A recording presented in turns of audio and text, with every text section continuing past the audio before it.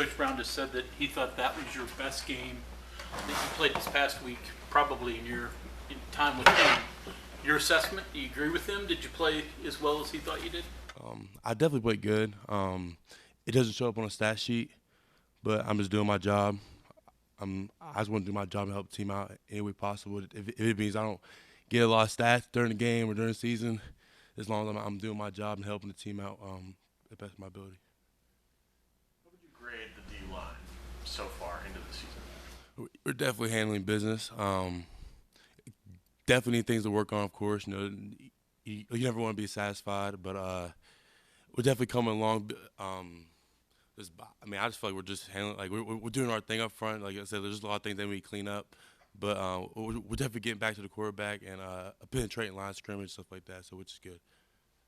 Is that something the coaches talk to you a lot about, especially like on the D line, is making plays that don't show up on the stat sheet and still just maybe freeing up a spot for another rusher to get free and just creating pressure even if you're not getting a sack, stuff like that. Right. I mean that's kind of like, a lot of us are expected to be double teamed and being able to absorb blocks for other players, which I'm fine with. I'm not like going to be like against it because I'm just helping the team out. That's all I want to do, and it really just like. Like our job is just to be disruptive. So no matter what, it could be making the play in the backfield or just blowing off his lineup. So his line of scrimmage is pushing far back, so the running back got to like cut and do other things. So really, just doing our jobs. Dante, out in Dallas, you talked about you knew you were going to come into this season knowing that people were going to focus on you. Now that you're going through it, is your opinion changed of how you've handled it, or you think you're handling it the way you thought you were?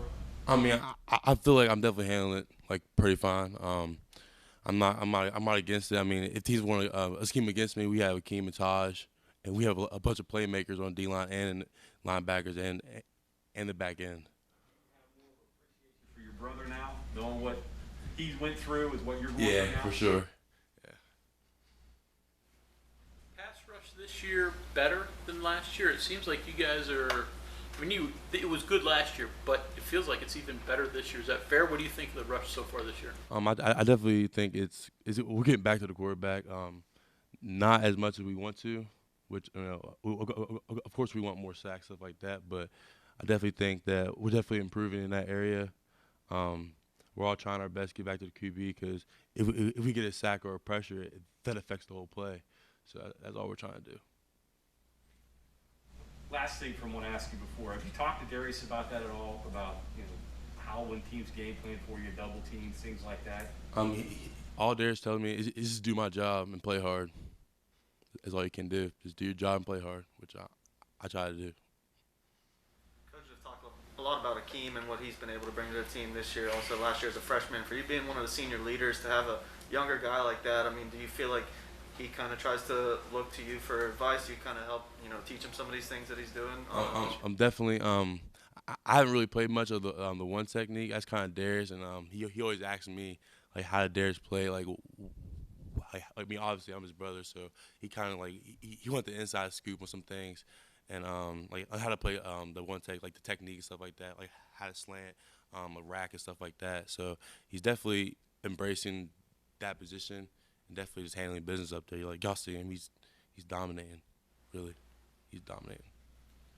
You guys have played a lot of very mobile quarterbacks. You got more coming up. How difficult is that for you guys? And is containment the biggest key when you face guys that can be as mobile as those you've seen this year? Definitely. If we face a dual threat quarterback, we usually just try not to rush past the quarterback. Because if we rush past the quarterback, it gives the quarterback a big lane up the middle, seam, stuff like that, where he can throw. So our job is to be active, to work our hands, shed blocks, and effective throw as much as possible. What do you remember about last year's game at Texas Tech, and this quarterback you're facing Saturday is the guy that hurt you last year? Right. We're definitely going to just be. I feel like we're definitely going to be prepared.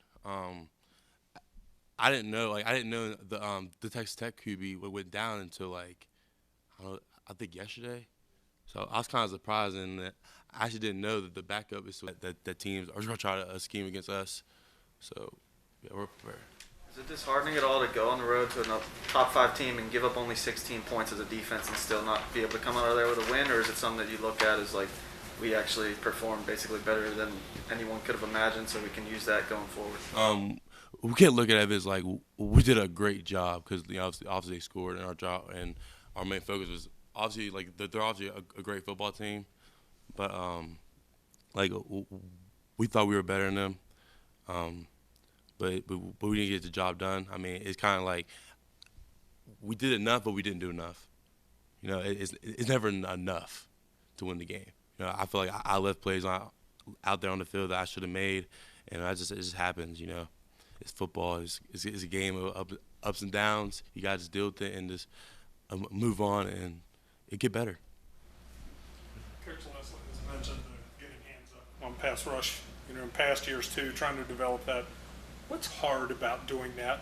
You know, it seems like it's an easy thing just to say, "Hey, throw your hands up if you don't get there." But what makes it difficult to get that done consistently? Just timing, really. And just knowing where his throwing lanes are, like amongst plays and his tendencies, and just it's really just timing. So you look for things like, hey, where do they like to throw the ball from? Where do they like to spot him? Right. And say, ball's coming here, there. Yeah, right. Get to those spots. Right. Do you think you learn more from playing well against a good team and losing, or winning a game? Definitely losing. I mean, I feel like losing, you always gain something. Because losing is not. I mean, obviously you never want to lose, but you know, if you lose, you gotta just watch the tape and fix every little mistake that may have caused you to lose that game. And I just feel like it happens. I hate losing, but it's part of the game, like I said. Things that you learn are driven home more when you lose. You pay attention more, maybe, and. No, I mean, I pay attention to everything. It win or lose, if I go back and watch the tape, if we win, I still look at the same details and the same things that we need to fix. But at the same time, it didn't come down to like it didn't work out the way we wanted to. But all I gotta say, we just got to get better. Get better. You always talk to people and they say years later they always remember the losses but never the wins. Yeah, Kind of deal. Yeah, I mean, of course people like remember the wins, but the losses, especially in a close game like that, against a top 5 ranked opponent that's going to sit for a while, but you just got to move on and get better.